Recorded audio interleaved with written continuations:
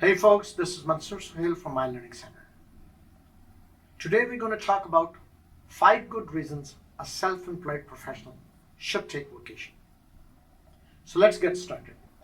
Do you really believe that being self-employed negates your right to take time off from your business?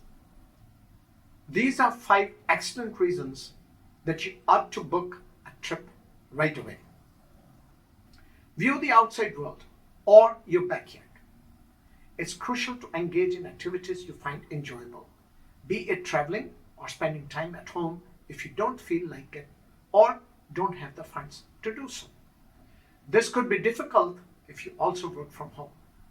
It's important to avoid using your office throughout your vacation. Attempt to be imaginative when handling this. Close the door and put a sign to designate your workspace as off limits.